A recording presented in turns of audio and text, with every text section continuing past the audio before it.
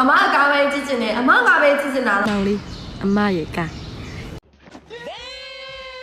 မောင်လေးအမကတခုလောက်ကူညီပါလား ဟာအမလည်းဗျာတခုမဟုတ်ဘူးအများကြီးကုညီမှာပေါ့ တခုတည်းပါအများကြီးမလိုပါဘူးအဲ့ဆိုရဒီကျိုးလေးကိုမောင်လေးရဲ့ခါမှာခြိလိုက်နော် ဟာ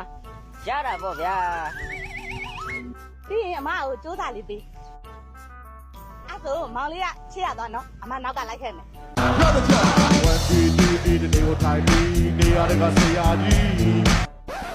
ဟာနေသားမအောင်မကျွန်တော်ဒီကျိုးကြီးနဲ့ရှိပြီးတော့ရှေ့ကိုသွားခိုင်းတာ အဲ့ဘာလို့ဟာမောင်လေးကလည်းအခုတစ်တော့ပါမှာလေတော့ဟော်လီတရှင်နဲ့နွားရည်ဆွဆွဲပြီးတော့စော့နေတာလေ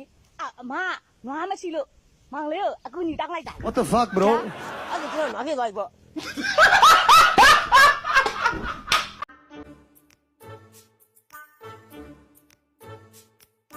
ခဲ့တာကျောင်းရပြန်လာဘာလို့နောက်ကျနေ ကျောင်းမှာတငယ်ချင်းတယောက်ပတ်စံတစ်သောင်းတည်းကြပြောက်သွားလို့ ။အော်အဲ့တငယ်ချင်းကိုပူရှာပေးနေလို့နောက်ကျနေရပေါ့။ကောင်းပါလေသူများအကူကြီးရ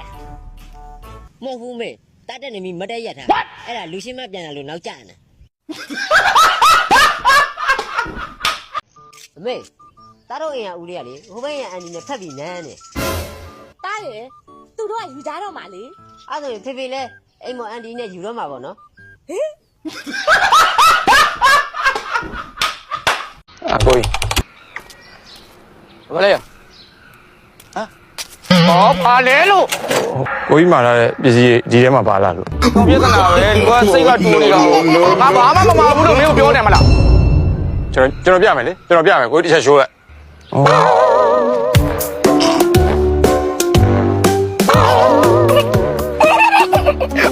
လာလိုက်ဒီကိစ္စလေးလူကမှားတာတပတ်တော့ရှိနေပြီအခုမှလာပို့တယ်လို့တော်သေးတာပေါ့ပါတီသွားဖို့တရက်လိုသေးတယ်အော်ဒါဟိုအိမ်မတက်လေအေးလေးကော်ဖီလေးတောင်းတော့ရပြီအခုဟိုကျွန်တော်ညွန်တယ်လို့အကြောက်လို့ဟိုက delivery ကလည်းမယူတော့ပါဘူး